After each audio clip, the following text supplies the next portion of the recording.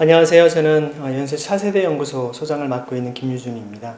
저는 이번 차별금지법에 대해서 주로 이렇게 반대하는 분들의 입장을 중심으로 왜 반대하는지 그분들의 의견을 좀 주로 제가 펼치고자 합니다. 입법 취지를 한번 생각을 해보면 현재 이제 차별을 용인하고 있는 현행법의 한계를 좀 극복하기 위한 소극적 측면도 있지만 또 적극적으로 이제 차별을 이제 금지하는 평등법이라고 하는 이름까지 이제 쓰면서 좀 적극적인 측면들을 하고 있습니다. 이러한 것에 대해서 이제 결국에는 이것이 이제 오래전부터 쭉 논의되었다라고 얘기하지만 지금 한국의 여러 법조계나 또 교육계 혹은 특히 종교계 차원에서는 굉장한 지금 핫 이슈가 되어 있죠. 그래서 그들이 과연 무슨 소리를 하고 있는지를 조금 어떻게 보면 객관적으로 좀 제가 그들의 입장을 좀 대변하는 차원에서 말씀드리는 것이 중요하다 생각이 듭니다. 먼저는 사실 이제 이 쟁점에 대해서 보면 그 헌법 정신에 이미 차별을 금지하고 있기 때문에 헌법에 명시되어 있는 것을 추가로 하는 것은 사실 이게 마치 사족을 다는 것 같지 않느냐라는 입장을 얘기합니다. 여기에 대해서 한편 이제 장애인 차별금지법을 제정했던 변호사님과 얘기를 해보니까 예전에 장애인 차별금지법을 제정할 때에도 사실 사회의 어떤 반발이 굉장히 많았다고 합니다. 하지만 지금은 직장 내에서도 어느 정도 장애인들을 고용한다든지 장애인들에 대한 배려가 이제는 문화로 이제 성숙된 것처럼 때로는 좀 사회적 혼란이 있다 하더라도 선도적으로 법제화하는 것을 통해 사회를 선도할 수 있다라고 하는 긍정적인 측면이 있다고 합니다.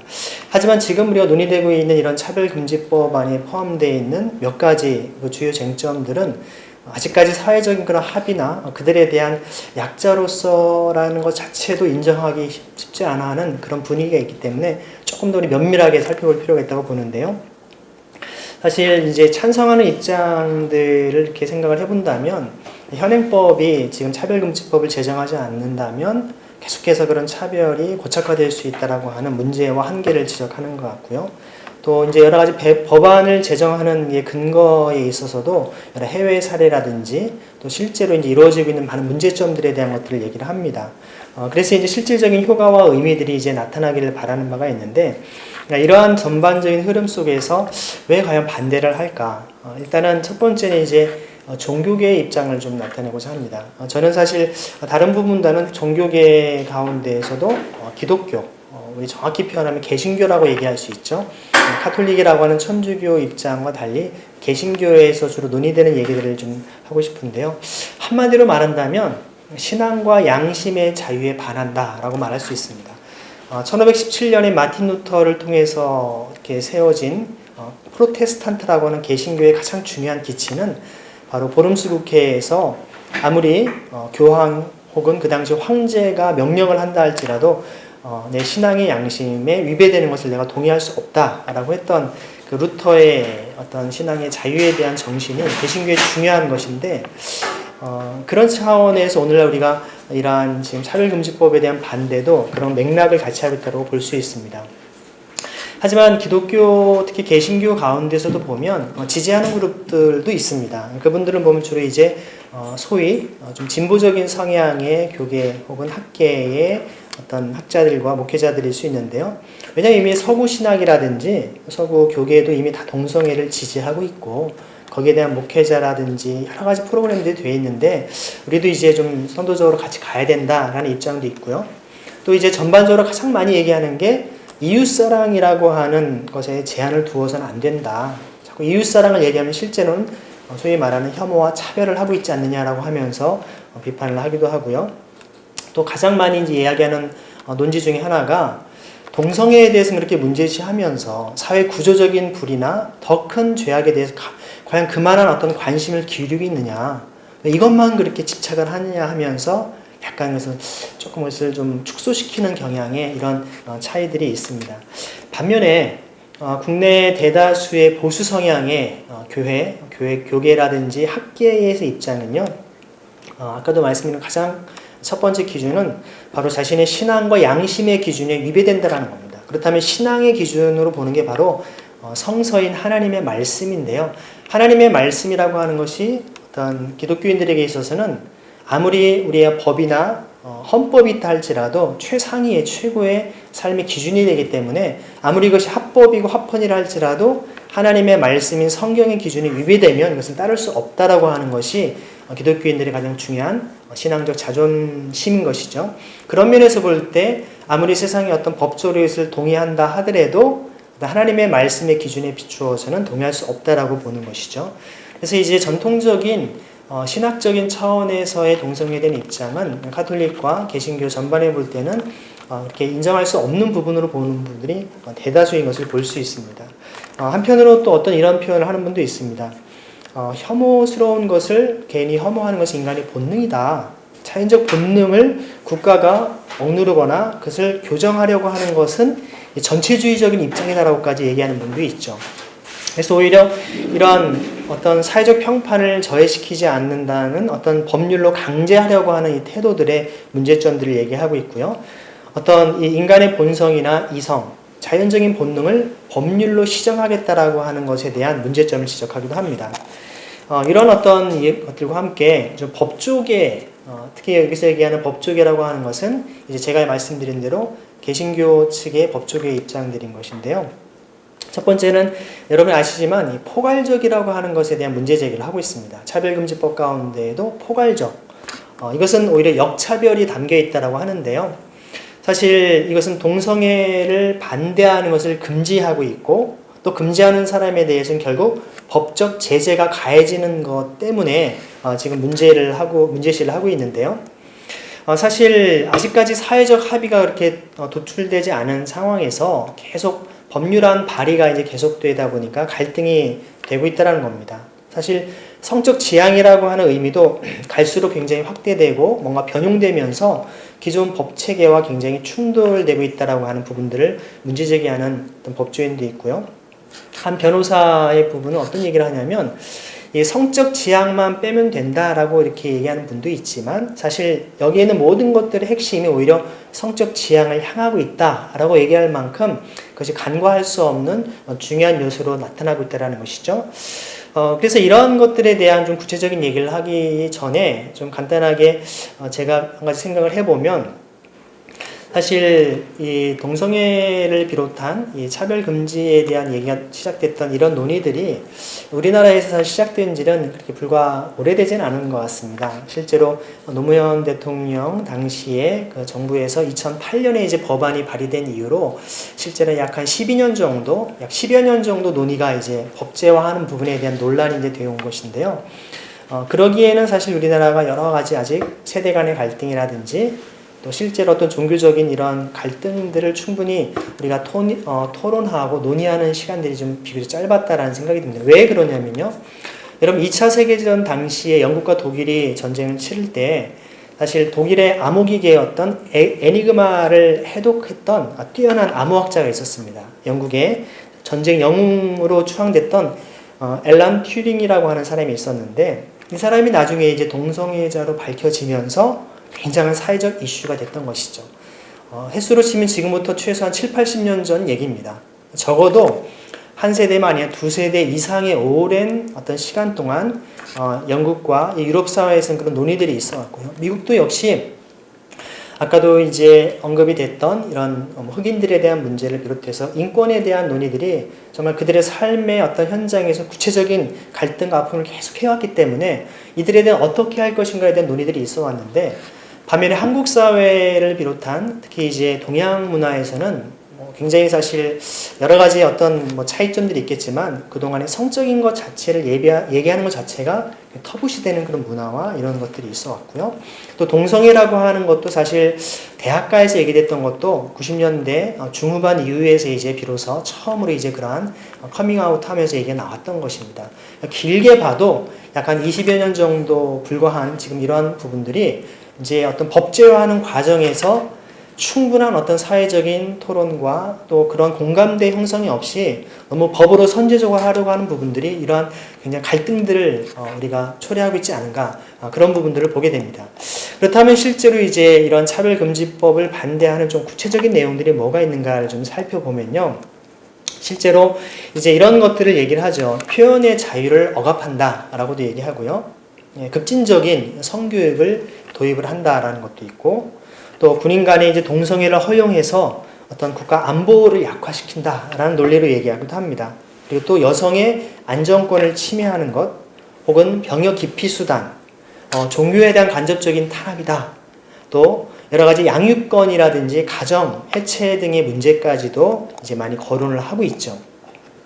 아무튼 이러한 부분들을 좀 우리가 좀 살펴봤을 때 실제로 이런 것들을 어떻게 풀어갈 것인가라고 하는 것을 볼 수 있지만요. 사실 개별적인 차별금지법이 이미 많이 입법이 되어 있습니다. 아까 장애인에 대한 차별금지법을 비롯해서 개별 사안 하나씩 이렇게 논의해가는 것도 필요한데 추가적인 사항은 그때그때 우리 같이 개정할 필요가 있을 텐데 이것을 포괄적으로 한꺼번에 다 하려고 하다 보니까 굉장히 거기에 많은 어떤 논란들이 있지 않은가. 결국에는 이런 것이 결국에는 많은 어떤 사회적인 또 다른 갈등과 충돌로 인해서 사회적 비용을 지금 만들고 있지 않나라는 생각이 드는데요. 예를 들어 이제 특히 기독교 개신교의 입장에서 많이 얘기하는 것 중에 하나는 뭐냐면 성별에 대한 것이 그렇습니다. 법 조항을 보면 성별을 여성과 남성 그 외에 분류할 수 없는 성으로 규정을 하죠. 실질적인 제3의 성인 젠더를 명시적으로 포함한 부분입니다. 그리고 성적 지향이나 성별 정체성을 이제 언급을 했죠. 동성애를 포함하는 성적 지향과 성별을 자신이 선택할 수 있는 성별 정체성을 차별금지 사유에 포함을 시킨 부분. 이것도 굉장하게 법조계에서도 심각하게 보는 부분이 있고요. 가족 형태에 대한 얘기도 이제 언급이 됨으로 인해서 동성가족이나 혹은 동성혼을 사실상 인정을 해줘야 되고 그렇게 하지 않을 때는 실제적인 법적 제재가 가해질 수 있는 사실 어떤 인권위원장을 비롯한 어떤 이 법안 발의한 정의당 차원에서도 보면 목회자들이 동성애가 죄다라고 이렇게 설교해도 처벌받지 않습니다라고 말은 하지만 이제는 동성애 결혼을 하겠다라고 하는 분에 대한 주례를 거부한다라든지 또 실제로 그러한 것에 대한 지속적인 이러한 어떤 반대 의사를 표명할 때에는 이것이 단순한 그래도 된다가 아니라 이제는 실질적인 결국 형사적인 책임까지 물게 되는 것이 이 법안의 내용이 담겨 있고 실제 해외 사례들이 그렇게 되어 있기 때문에 이런 부분에 대한 굉장히 문제 제기를 하고 있다고 볼 수 있습니다. 그래서 대부분의 이러한 얘기들이 여기에 또 들어간 내용 중에 보면 기독교라고 하는 신앙의 전통을 보면 정통신학과 혹은 이단이나 사이비에 대한 문제점들을 늘 해왔습니다. 그동안 여러 가지 헌법 재판소에서의 결과를 봐도 대법원 판결을 보더라도 어떤 이단시한 것들에 대한 문제 제기를 했어도 그것이 정당한 신학적인 논쟁이었기 때문에 가능하다 했지만 이제는 타종교라든지 소위 말하는 이단이나 사이비에 대한 문제 제기를 해도 이것도 어떤 비판을 금지하게 되는 내용들이 포함되어 있다라고 볼 수가 있죠. 결국엔 이것이 특정 집단을 보호하려고 하는 좋은 취지지만 결과적으로는 소수가 아닌 대다수가 또 다른 어떤 역차별과 피해를 받고 있는 부분에 대한 이 부분을 과연 어떻게 해결할 것이냐라는 부분이죠. 마치 우리가 정의란 무엇인가라고 하는 마이클 샌들 교수의 어떤 책들이 나오면서 사회적으로 우리가 뭔가 결정할 때 어떤 것을 우리가 결정하는 게 중요한가? 과연 대다수가 다수의 결정이 무조건 중요한가? 소수에게는 무조건 무시되어야 되는가? 그 무시되어야 되는 소수가 나 자신이거나 아주 사랑하는 가족일 때는 어떻게 되는가? 이런 논의들이 시작되지 않았습니까? 아마 그런 맥락에서 우리가 이런 소수에 대한 의견을 결코 우리가 간과해서는 안 되겠지만 그로 인해서 또 대다수가 피해를 입는 이런 것들을 충분히 우리가 서로 사회적인 합의와 공감대를 형성하는 과정들이 있어야 된다는 것이죠. 그래서 실제로 이제 유연적인 요소까지도 언급을 합니다. 차별금지법에 있는 유연적 요소로 계약의 자유의 원칙이 침해된다. 실제로 이제 어떤 사업장에 있어서 이제 고용하는 부분이라든지 여러 가지 이런 것에 대한 문제점들이 나타날 수 있고요. 학문이나 또 양심의 자유, 교육의 자주성에 대한 어떤 심각한 침해들이 일어나고 있습니다. 실제로 어떤 동성애와 관련된 그런 것들을 반대하는 학부모들이 최근에 대법원 판결을 통해서 벌금을 물게 된 사건이 있었죠. 이것은 무엇이냐면 아직 이러한 차별금지법이 통과되지 않았음에도 불구하고 이미 그런 부분들이 현행법으로도 그런 부분들이 가능하게 되어 있다는 것을 반증해 주는 것이기도 하죠. 사실 종교의 자유에 대한 심각한 침해도 있고 결국엔 아까 말씀드린 것처럼 소수자의 평등권을 보장하다 보니까 다수 국민의 기본권을 제한을 하게 되고 이런 기본권 충돌 문제로 인해서 기본권 주체 간의 대립과 분쟁이 끊이지 않을 수밖에 없는 문제가 있다는 겁니다. 결국에는 이러한 것들을 우리가 조금 더 이렇게 보면서 고민을 해봐야 되지 않을까. 저는 사실 이것이 입법화가 되는 과정을 충분히 우리가 시간을 두고 여유 있게 가지 않는다면 사실 결국에는 세대 간의 갈등뿐만 아니라 소위 이제 이것을 찬성한 입장과 반대한 입장 간의 국론 분열은 굉장히 심각한 부분이 있을 수밖에 없다고 봅니다. 교회사 역사를 강의하고 있습니다. 대학에서 이제 교회사를 하다 보면 소위 성공적인 개혁이 무엇인가? 단순한 그냥 있는 것에 조금 변화를 주는 개선도 아닌 아주 급진적으로 피를 부르는 혁명도 아닌 진정한 사회의 어떤 우리가 개혁을 리포메이션을 이룰 수 있는 것은 가장 핵심적인 것은 점진적인 개혁이라는 것입니다. 점진적인 것은 무엇을 말할까요?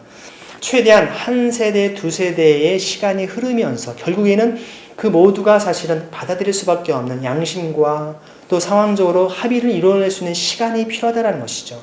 여러분이 잘 아시는 영국의 윌리엄 윌버포스가 영국에서 노예제도를 폐지하기 위해서 그가 투쟁했던 기간은 47년 동안의 세월이었습니다.